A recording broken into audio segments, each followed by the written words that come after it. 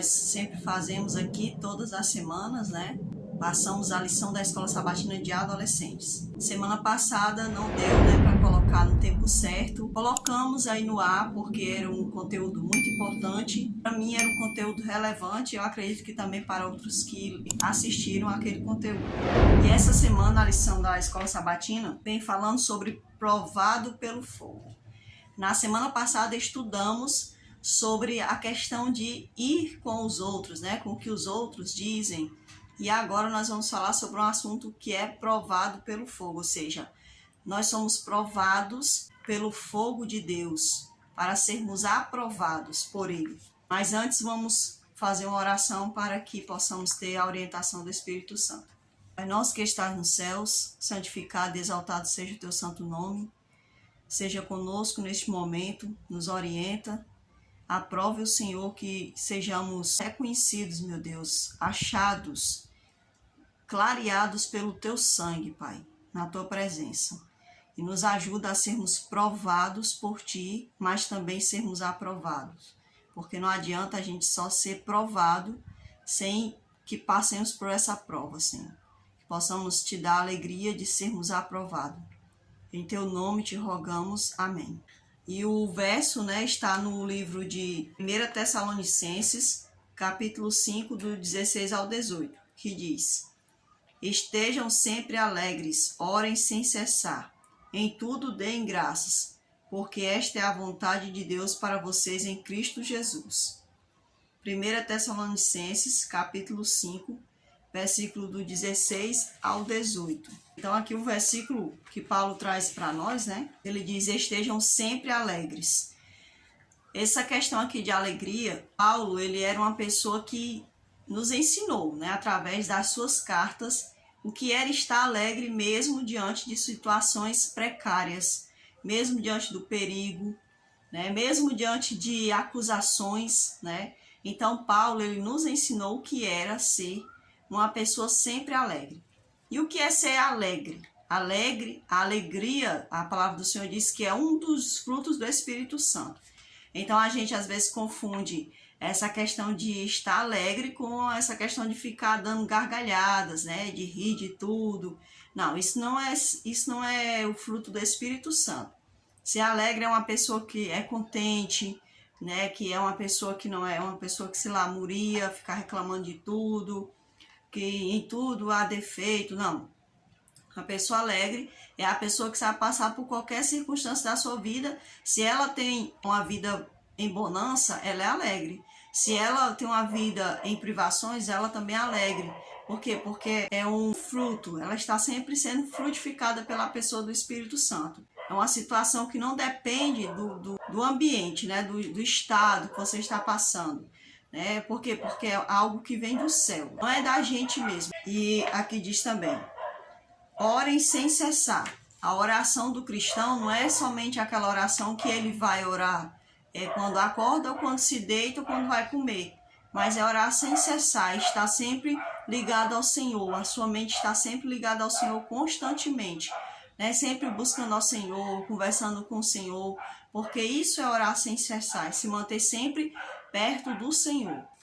Em tudo deem graças. A pessoa que mais nos ensinou a dar graças foi também o Jó, né? Porque Jó, ele diz, quando ele passou por aquelas circunstâncias terríveis, ele disse: louvado seja o nome do Senhor, né?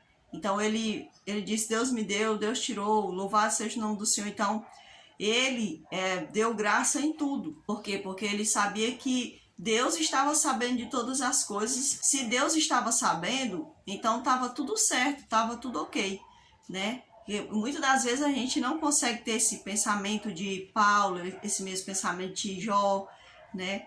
Que às vezes a vontade que a gente tem é de se lamuriar, de reclamar, né? Não é de dar graças ao Senhor, né? Não é aquela pessoa que que às vezes tem gente que gosta de se sentir: eu tô pobre é porque Deus está comigo, eu tô sofrendo é porque Deus está comigo. Não, é você saber entender aquela situação que você está passando e mesmo assim você não desistir do Senhor. Não desistir de ser amigo do Senhor, mesmo quando você acha que Ele não... Mesmo quando você vê aos seus olhos, parece que Deus não está movendo o dedo para te ajudar. Mas Ele sabe todos os porquês. E ele, mesmo que a gente não veja, ele está sim fazendo algo por nós. Então é sempre ser uma pessoa cheia de gratidão, dar sempre graças ao Senhor, porque esta é a vontade de Deus para vocês em Cristo Jesus. Então a vontade do Senhor é que nós possamos estar sempre dando graças, sempre estar orando sem cessar, né? Estar ligado com Ele sem cessar e estarmos sempre alegres. E aqui na parte de sábado fala assim: quando estamos passando por situações difíceis, a solução não é apegar-nos a uma fé superficial que diz, tudo bem, vamos fingir que isso não é real. Porque, por exemplo, a pessoa tá passando fome, aí senta na mesa, aí, vou fingir que tô comendo um prato delicioso, uma comida deliciosa. Não, a fé não é isso. A fé é você dizer, eu estou passando fome, mas eu sei que o meu Redentor vive e que Ele vai se levantar por mim. Aí eu estou passando por um problema de saúde, não, estou bem, está tudo ok. Não, não é isso. É você saber que está passando por um problema de saúde e que você já entregou nas mãos do Senhor e vai esperar por Ele o momento que Ele vai dizer o que vai fazer ou não. Não é uma fé superficial. Não foi assim que Paulo e Silas fizeram em Atos 16, 12 ao 40. Trancados numa cela de prisão. Eles não fingiram que estavam num hotel luxuoso, tomando sorvete à beira da piscina. Então, quando Paulo e Silas foram presos, naquela prisão, eles, não, vamos louvar o Senhor, por quê? Porque o Senhor era real. Eles não foram fingir que estava tudo ok. Não, eles oraram, Senhor, olha, está nas tuas mãos, nós não queremos estar nesse lugar, mas louvamos porque a gente veio parar nesse lugar porque a gente estava pregando o teu nome. Sei que não é a tua vontade, mas nós te louvamos mesmo assim, tá? A palavra do Senhor diz que eles começaram a cantar, né? Eles cantaram porque aquilo fazia parte da vida deles, cantar. Então eles começaram a cantar, e a palavra do Senhor diz que sobreveio um terremoto, né? Que arrebentou com as cadeias. E ali Paulo se viu livre, não fugiu porque não quis, né? Nem ele, nem Silas. E então eles não fingiram que estava tudo ok. Não, pelo contrário, eles sabiam, tinham certeza do que eles estavam passando. Em Romanos 8, 28, Deus nos assegura que tudo o que acontece conosco tem um propósito maior e divino. Talvez as situações que enfrentamos hoje sejam necessárias para o desenvolvimento de nosso caráter. Então, a palavra do Senhor diz que quando a gente passa por provação, essa provação ela vem para salvar nossa alma, ou seja, é para nos refinar, para nos tornar verdadeiros filhos de Deus. Então as coisas não acontecem porque Deus quer nos machucar, quer nos magoar, quer fazer a gente de vergonha para os outros. Não, as coisas não acontecem por esse motivo, acontecem porque Deus quer nos provar, quer lapidar o nosso caráter, tirar aquilo que é nosso, aquilo que é defeituoso, aquilo que não se sustenta, né? Uma fé que não se sustenta, ele quer tirar. Uma alegria falsa, ele quer tirar tudo aquilo que não é verdadeiro e quer colocar em nós somente o seu caráter, algo real, algo palpável para ele. Esse é o intuito do Senhor, ele quer nos tornar característicos com ele, né? Igual, semelhante a ele, como foi lá no princípio. A palavra do Senhor diz que nós fomos feitos à imagem e semelhança de Deus. Então, nós perdemos essa característica do Senhor, né? Passamos a adquirir uma semelhança e imagem diferente da do Senhor, que não foi aquele que colocou em nós, né? Muitas das vezes até puxando para o anjo caído, que não era para ser assim. As provações e as dificuldades que enfrentamos nos capacitam a compreender o sofrimento de outras pessoas que enfrentam situações semelhantes. As provas também vêm para que a gente entenda as outras pessoas, nos compadecemos de outras pessoas, né? Possamos orar pelas outras pessoas, não somente pela gente. Às vezes a gente está doente, só pensa na gente, mas quantas pessoas não estão nos leitos de dores, padecendo? Quantas pessoas não perderam seus parentes para a dor, né? Para a morte, para doenças terríveis? Então, às vezes a gente passa por situações para que a gente também entenda que outras pessoas estão passando e que precisam das nossas orações e até mesmo de nosso apoio pessoal, né? De nosso apoio pessoal. Então, seja em qualquer que for a circunstância, seja espiritual, física, emocional, material, né? Então, a gente tem que entender que não é só a gente que está passando, tem outras pessoas também passando por situações difíceis. Nas nossas perguntas de domingo, tem assim uma passagem de Romanos 1, capítulo 1, versículo do 8 ao 17. Que diferentes emoções Paulo deixa transparecer em sua carta aos Romanos? Então, assim, eu classifiquei algumas, você vai classificar as que você percebeu. Eu percebi gratidão, saudades, ajuda, empatia, esperança e fé. Então, essas foram as características, né? As emoções que eu percebi aqui na passagem de Paulo, né, escrevendo aos Romanos. Faça um pouco de trabalho investigativo. Onde estava Paulo quando escreveu essa passagem? O que ele estava fazendo? Esse estudo acrescenta um novo vislumbre às palavras dele. Bem, aqui, de acordo com a palavra, ele estava hospedado na casa de Gaio, né? E ele estava muito feliz por estar na casa de Gaio. Paulo, ele escreveu, né? E deixou claro que estava na casa desse irmão. Nós sabemos que a vida de Paulo era pregar o evangelho. Por onde ele ia, não importasse as circunstâncias que Paulo estivesse passando. Ele não ia, estou aqui de férias na casa de fulano, não. Ele ia para determinados lugares em busca de pregar o evangelho, assim como os demais apóstolos daquela época. Na parte de segunda-feira, diz assim para nós: sobre alegrar-se sempre, Paulo valorizava a habilidade de ser feliz. Quer em posse de bens no presente, quer na agradável expectativa da felicidade futura. Ou seja, Paulo era feliz nessa vida, né? Essa vida miserável que nós vivemos, porque uma pessoa pode ter tudo, mas ainda assim o pecado torna a vida do ser humano algo miserável. Às vezes parece assim uma coisa assim, a gente não consegue entender, né? Aceitar muitas das vezes. A gente estava até vendo um vídeo aí, né, dos acumuladores.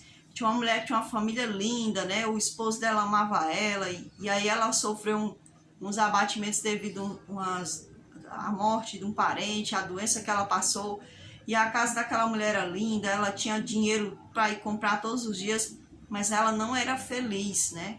Ela não era feliz. Então, por quê? Porque o pecado trouxe isso para a vida do ser humano. Ele nos colocou nessa situação, né? De que realmente não é possível ser feliz totalmente no mundo de pecado. Aonde o pecado existe, não pode existir a felicidade plena. É por isso que o Senhor Jesus disse que ele vai voltar. E como está escrito lá nas cartas de Pedro, o Senhor vai desfazer todo esse planeta que foi contaminado pelo pecado e vai refazer, trazendo novos céus e nova terra, conforme a promessa dele. Então, por quê? Porque aonde o pecado está, não pode haver felicidade. Então, o Senhor vai ter que aniquilar com o pecado. Sobre orar continuamente, a conexão com o céu nunca deve ser quebrada. Paulo trabalhava noite e dia e também orava noite e dia. As muitas atividades do apóstolo não diminuíram o tempo em oração e sempre mantinha ligação ativa com o Pai Celestial. Assim deve ser conosco. Realmente, você vê até também Daniel, né? O profeta Daniel, a palavra do Senhor diz que Daniel, sempre nos horários determinados, né? Que eles tinham aquele costume de orar 3 vezes ao dia, eles paravam o que eles estavam fazendo e corriam para um determinado canto e iam orar. Por que eles faziam aquilo? Porque eles eram cheios de regras? Não. Eles faziam aquilo para mostrar para eles mesmos que eles tinham, que o tempo deles não era dele, era do Senhor, que a vida dele não era deles, era do Senhor, não era de governantes, não era de impérios, era do Senhor. Então, quando eles paravam, eles estavam mostrando para eles mesmos que eles estavam se entregando a quem de fato era o seu Senhor, né? Então era assim que eles faziam e não era diferente com as demais pessoas que conheciam a palavra do Senhor. Eles oravam sem cessar e tiravam momentos de oração durante o dia. Na parte de terça-feira, fala assim para nós. Na época em que a reforma foi proibida, a Holanda considerava crimes graves ler a Bíblia, orar a Deus, não se prostrar diante de imagens, cantar um salmo. A punição era a morte. Então, na Holanda era uma perseguição terrível. As pessoas, se a pessoa fosse pego não se prostrando diante de uma imagem, ela era punida, né? Então, aqui diz que era proibido estudar a palavra do Senhor, né? Era proibido cantar um salmo, então era proibido fazer todas essas coisas e era punido até mesmo com a própria morte. O imperador não teve sucesso ao tentar impedir a reforma. Quanto mais perseguições sofria, mais testemunhas surgiam da verdade. Mulheres e meninas também demonstravam coragem inabalável. Algumas moças foram condenadas a ser enterradas vivas. Elas se deitavam na sepultura como se estivessem indo dormir.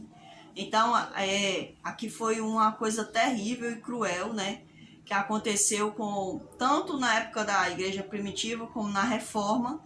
As pessoas eram perseguidas e até mesmo enterradas vivas, né? Então isso aqui é uma coisa terrível que aconteceu, que a gente às vezes não sabe nem qual palavra usar, né, para essa situação, pelo simples fato de uma pessoa querer reconhecer o Senhor na sua vida. E muitas das vezes nós temos tanta liberdade de seguir ao Senhor e jogamos fora. Às vezes até punimos o Senhor por outras pessoas, né? Pelo que pessoas nos fizeram, ou porque a gente sofreu um trauma, né, de infância. Então a gente pega o Senhor e deixa de lado, sendo que tantas pessoas não se importaram em morrer dessa forma. Você já imaginou você ser enterrado vivo? Quando eu era criança, que as pessoas apagavam as luzes, eu ficava morrendo sufocada por conta da escuridão, né? Porque eu tinha claustrofobia, alguma coisa assim parecida. Então, quando apagavam as luzes, eu tinha que dormir antes que as pessoas dormissem. Por quê? Porque se eu dormisse, né, eu não percebesse a luz sendo apagada, eu não sentia nada. Mas se eu dormisse, se alguém apagasse as luzes e eu ainda tivesse acordado, eu sentia como se eu tivesse morrendo ali, estava tudo aberto, não estava sendo... Imagine uma pessoa sendo colocada num sepulcro e recebendo um monte de areia sobre ela. Gente, é uma coisa que você não consegue nem... Porque minha mente já parou aqui, né? Já parou só em ver um buraco aberto. Né? Imagina a pessoa jogar um monte de areia sobre ela e aquilo ir pesando e ela ir perdendo sua respiração. Você não consegue entender, né? Eu acredito que milagres aconteceram naquele momento, que aquelas pessoas morreram sem nem perceber, né? Porque a mão de Deus era com elas. Então, é algo muito tremendo isso aqui. Os homens que espalharam a mensagem da reforma eram, em sua maioria, eruditos e teólogos. Haviam estudado a Bíblia e dominavam completamente todo o sistema da verdade evangélica, capazes de conquistar uma vitória fácil sobre os falsos argumentos das escolas e autoridades de Roma. Aqui fala que essas pessoas, para você ver como a questão da educação, do estudo, eles era retirado, né, das pessoas mais pobres. Então, quanto mais a pessoa tinha poder aquisitivo, mais capacidade ela tinha de aprender a ler, né, de se desenvolver em alguma coisa. Então, quanto mais pobre, mais só trabalho. Então, essas pessoas aqui, elas, por exemplo, Martin Lutero, o pai queria que ele fosse advogado, ele até chegou a estudar, né, um pouco. John Wycliffe, você vê que eram pessoas que tinham estudos, né? Às vezes eram até, os pais colocavam dentro do convento, ali dentro do meio naquele meio religioso, eles iam estudando, porque eles iam virar copistas, eles iam virar várias coisas que precisavam ler, né? Iam virar cronistas, né? Iam escrever como é que tinha acontecido cada dia do rei, sei lá, do papa, de quem fosse, das autoridades ali. Então era necessário que eles soubessem ler, soubessem escrever, né? Já as pessoas pobres não. Então muitas pessoas não estudavam a Bíblia e desconheciam o que Deus queria para elas porque elas não tinham estudo. E não é diferente. Um mau governo é aquele governo que não quer deixar as pessoas estudarem com realmente um estudo, né? Não, às vezes... Muitos governos, eles querem colocar só doutrinações na população, uma doutrinação deles, né? O que eles querem usar o estudo para manipular a mente das pessoas. Então, esse estudo não é bom. Então, muitas das vezes, as pessoas até mandam os seus filhos para a escola, mas às vezes eles nem têm interesse que aqueles filhos aprendam a ler, aprendam a escrever, e aquilo vai prejudicando aquela pessoa, porque quando você não sabe ler nem escrever, você é um cego. Pior do que um cego, porque tem cego que sabe até ler e escrever. Então é terrível, né? Então uma pessoa, quando eu tinha 11 anos de idade, eu nem não sabia ler, era terrível. Eu via as crianças lendo e quando eu pegava no caderno, né, eu pegava nos livros que a gente ia para a biblioteca, e quando a gente chegava na biblioteca, todo mundo com um livrinho lá, e eu pegava, parecia assim um emaranhado, né? Porque o cérebro ele não organiza, ele só organiza depois que você aprende a ler. Mas antes de você não aprender a ler, aquilo é tudo desorganizado na sua cabeça, na sua mente, nos seus olhos, né? Diante dos seus olhos. Graças a Deus, uma coisa que eu agradeço muito ao Senhor é por Ele ter me ajudado a aprender a ler. Porque minha mente bloqueou de uma tal forma que eu não sabia ler. E quanto mais eu desejava ler, mais eu ficava... E quanto mais desesperado eu ficava, parecia que mais difícil se tornava eu aprender a ler. Então, eu agradeço muito ao Senhor por Ele ter me aberto os olhos, me permitido ler, né? E como disse Paulo, lede de tudo e retende o que é bom. Então a gente tem que ler, tem que se aprofundar nas coisas, em vários tipos de conhecimento, não é? É porque eu sou um cristão, eu só vou estudar a Bíblia. Não, eu também vou ler coisas sobre a história, né? Quem foi fulano, quem foi cicrano, alguma coisa que fala sobre ciência, eu vou ler também, né? E aí eu vou ver o que está de acordo com a palavra, que vai mais se afinando com a palavra, aquilo ali vai, no meu conceito cristão, é o que eu vou acatar, né? Porque eu não vou acatar teorias da evolução, porque não coincide com as escrituras, né? Quando o rei da Suécia aceitou a fé protestante, ele ordenou que as escrituras fossem explicadas em todo o reino. Até as crianças aprendiam a ler a Bíblia nas escolas. O resultado foi que a nação se tornou forte e próspera. A gente sabe que a Suécia é assim, né? Os irmãos João e Carlos Wesley foram chamados desdenhosamente de metodistas, por causa da forma que estudavam a Bíblia. Hoje esse nome é considerado digno de honra. Nós sabemos que John Wesley, né, ele tinha um método de estudar a Bíblia, por isso que a instituição religiosa a qual ele se tornou fundador se chama a Igreja Metodista, né? Os versos de impacto, o verso que eu escolhi foi Hebreus capítulo 5, do versículo 7 ao 10, que diz assim: Ele, Jesus, nos dias da sua carne, tendo oferecido com forte clamor e lágrimas, orações e súplicas, a quem o podia livrar da morte, e tendo sido ouvido por causa da sua piedade, embora sendo filho, aprendeu a obediência pelas coisas que sofreu. Então aqui fala, né, que o próprio Senhor, ele orou e suplicou por nós. E ele suplicou a quem? A uma pessoa, ao Pai, que poderia livrar ele da morte. Se o Pai quisesse, o Pai poderia ter interrompido o processo da salvação humana, né?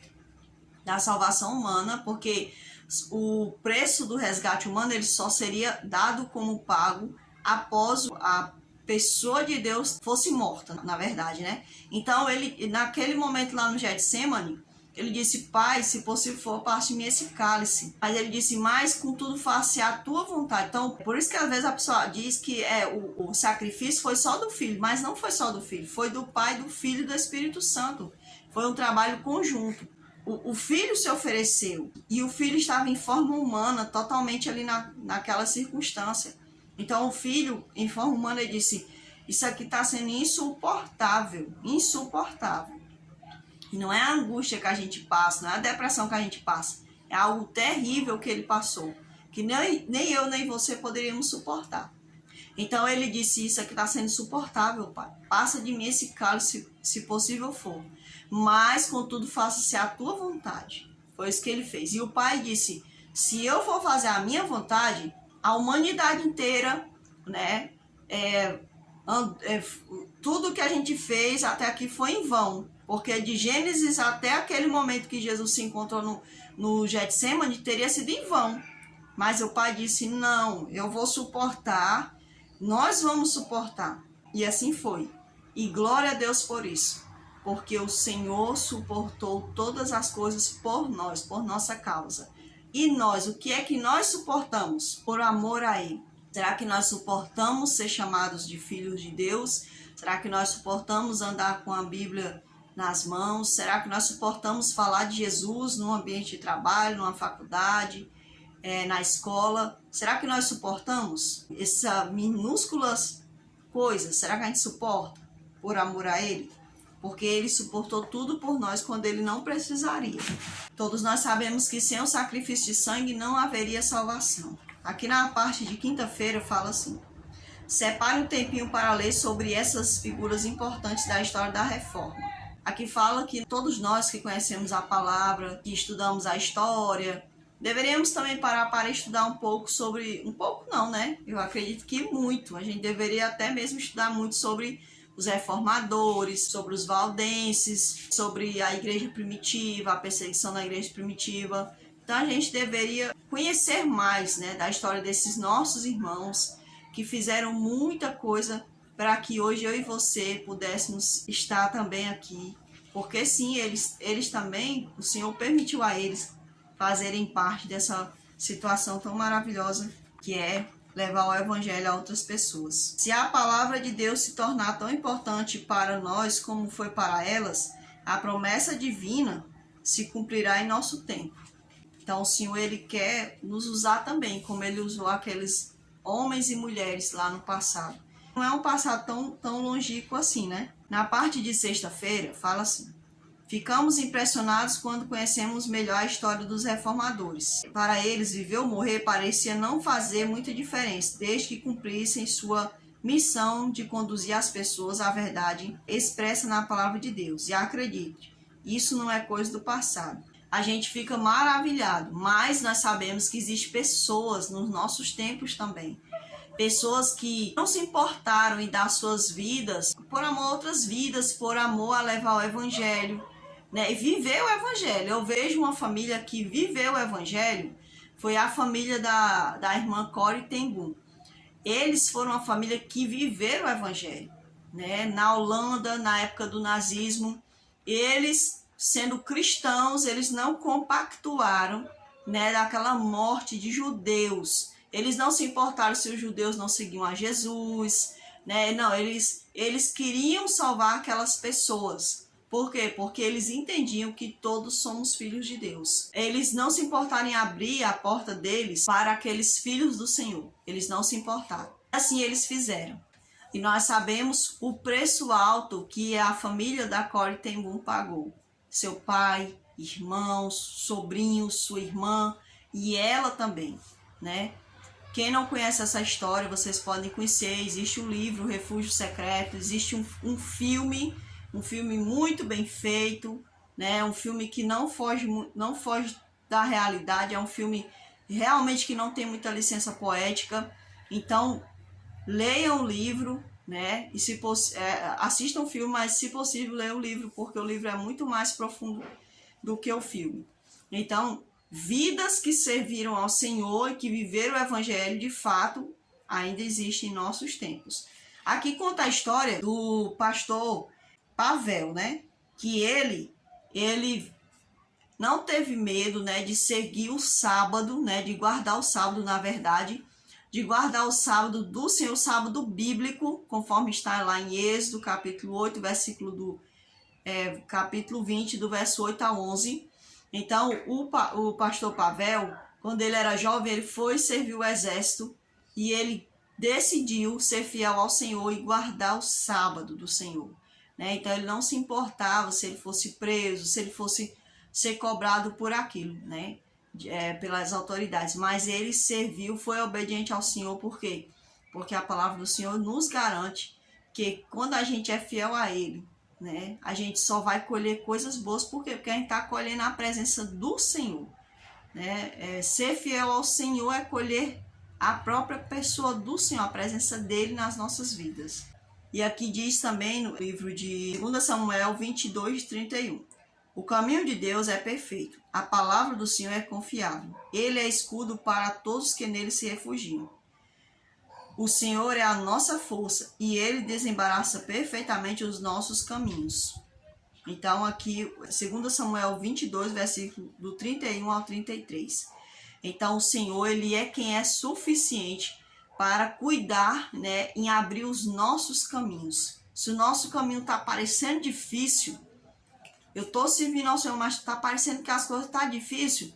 Confiemos, porque o Senhor, Ele desembaraça esse caminho, Ele que abre esse caminho para nós. Quando a vida é um mar de rosas, podemos passar tempo aprendendo sobre Jesus, imitando, citando e falando dele. Mas somente no sofrimento iremos conhecer Jesus. Então, eu tenho isso aqui comigo, né? Tem pessoas que quando tá passando pelo sofrimento é direto orando, é direto buscando a Jesus e tudo mais, e aquela entrega total. Quando tá na bonança, vai esfriando, às vezes. Eu acredito que o Senhor, Ele trabalha dessas duas formas. Ora, Ele quer ver se eu sou fiel na bonança e se eu sou fiel também nas tribulações. Então, existem pessoas que às vezes abandonam o Senhor na tribulação, né?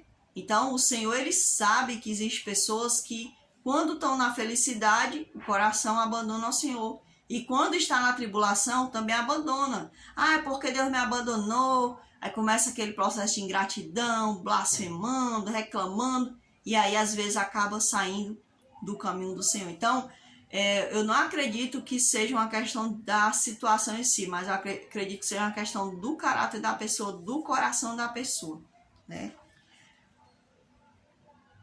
Deus nos dá, aqui essa frase foi falada por Johnny Erickson Tada. Deus nos dá a semente, mas não mostra o fruto. Confiar é uma questão de fé. Ayrton Kuller. Aqui ele falou para nós, né, que o Senhor, a fé é como se fosse uma semente. Você não sabe como é que vai ser o fruto, mas você tem que confiar, né? A Bíblia tem um efeito transformador na vida de quem a lê com o coração sincero. É verdade. A palavra do Senhor só alcança vidas que têm o coração sincero. É por isso que existem pessoas que estão há muito tempo dentro das denominações, porém elas não conheceram ao Senhor, elas não sofreram o impacto, né, da transformação do Senhor nas suas vidas. Por quê? Porque elas não buscam o Senhor com sinceridade. Elas não oram com o coração sincero, elas não estudam a Bíblia com o coração sincero. Muitas das vezes nem estudam a Bíblia, né? Às vezes elas vão ali, faz aquele rito de ir para congregação, canta e volta para casa. E às vezes elas acham que isso já é o suficiente para salvar. Então, é por isso que muitas vidas não são de fato transformadas. Que nós, quando nós passarmos pela prova do fogo, que nós possamos ser encontrados, aprovados, né, pelo Senhor. Porque o Senhor vem com o seu fogo refinador, que tira de nós tudo aquilo que não agrada, tudo aquilo que é destrutivo. Né? Esse é o propósito do Senhor, não é de nos destruir, mas de tirar de nós as escórias. Né? O Senhor quer tirar de nós aquilo que não vai nos ajudar, que não vai nos fazer nos fazer chegar cada vez mais perto dele. Então, o propósito do Senhor com o seu fogo não é de nos destruir, mas de nos salvar. E eu espero que vocês que tenham ficado conosco até esse momento possam deixar o seu like, deixar algum comentário e possam também compartilhar esses vídeos. Que a graça do Senhor possa estar com cada um de nós e vamos orar ao Senhor por essa oportunidade que Ele nos deu hoje. Pai, muito obrigada, porque o Senhor, mesmo sem a gente merecer, o Senhor resolveu que ia nos purificar. O Senhor poderia não querer fazer isso, poderia não querer perder tempo conosco, mas o Senhor está sim investindo tempo no projeto da salvação. E eu agradeço ao Senhor por isso. Eu sei que muitos também agradecem por essa rica oportunidade. Nos perdoa se nós temos falhado com o Senhor, se nós temos falhado com o nosso próximo. Nos ajuda, Senhor, nos ache aprovados como obreiros realmente que agradam ao Senhor. Em Teu nome eu te faço esta oração e agradeço. Amém, Senhor. Até a próxima lição, se assim o Senhor não estiver voltado e assim Ele nos permitir, né? Porque tudo depende da permissão dEle. Até a próxima.